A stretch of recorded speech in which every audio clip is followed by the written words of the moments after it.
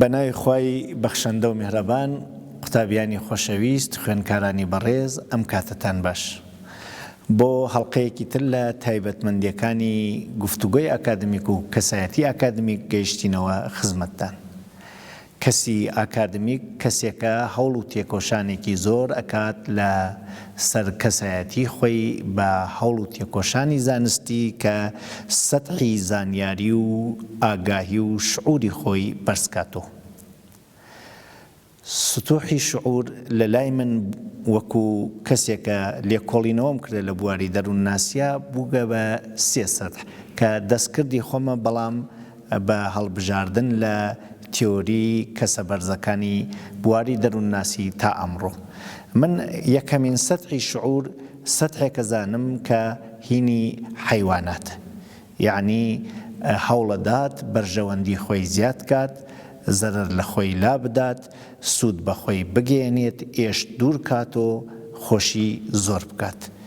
و ئەمە هەوڵێکە هەر لە گیا تا حەیوان هەموو ڕۆژێک ئەتوانین بیبینین. گشت کەسێک بە دوای جەزبی سوودا ئەچووە و دەفعی زەرەرە. بەڵام ئەگەر وریابین و باش تماشا بکەین، ئەڕوانین ئەو کەسە هەر خۆی بەرچاوە، پاڵدەسەکەی لەو هەوڵ و تێکۆشانە بەرچاو ناکات. یعنی بۆ سوودی خۆی ڕەنگە زەرەر لە کەسی تر بدات، یا بۆ ئەوە زەرەرێک لە خۆی لابدا بیکا بەڕیشی کەسی ترۆ. ئەمە یەکەم سەتحەکە کەسێک هەوڵ و تێکۆشانی تیاکات. ئەگەر حەیوان بێت بە غەریزەی کا، ئەگەر ئینسان وێ عەقڵی بۆ ئەمە بخاتە کار، من پێیەژم بێشعور یاوا لە خواردترین سەتحی شعوراکە حەیوانی کە هەوڵ و تێکۆشانی زاناکان بۆ وەسە ئەم گیان لەبەرەکە مرۆڤی پێژن لەم سەتحە نزمە بەرزی کەنەوە بێرنێ ژوورتر دووچت بەرچاو بکات، مافی بەرانبەر و ڕێزی بەرانبەر، ینی وریای چواردەوری بێتەوە کەسی تری واتیا ئەبێ مافی ئەویش بپارێزێ و ڕێزی ئەویش بەرچاو بکات. ئەگەر ئەمەی کرد ئیتر ناتوانێت بۆ سوودی خۆی سوودی کەس لە بین ببات، یا بۆ ئەوە خۆی لە زەرەرێک دەرباز بکات، زەرەرەکە بکات بەڕیشی کەسی ترۆ. ئالێرانەوە هەوڵ و تێکۆشانی زاناکان لە حەوزەکانی جۆرواجۆری عەقیدە و زانستی بەشەریە ئەکەوێتە ڕێ تا ئادەم بکاتە ئینسان، کە ئەمیش هەر خۆم تەبەقە بەندیم کردە، ڕەنگە ئێوەش نەتوانن قبوڵی بکەن. و کاتێکە ئینسان لە ئادەم دروست بوو، ئادەم ئەگەر وەکو حەیوانێک بەرچاو بکەین لە ڕزی ئەو حەیوانەکانە، ئەمەی زانی ئەوێ بە ئینسان کە ئیتر وریای ماف و ڕێزی چواردەورێسی و جۆرێک تەعامولەکات بۆ ڕێز و مافی خۆی بێڕێزی و پێشێلکردنی مافی کەس نەوێتە کردەوەی. و ئالێرانە ئینسان ئەوێتە خاوەنی شعور.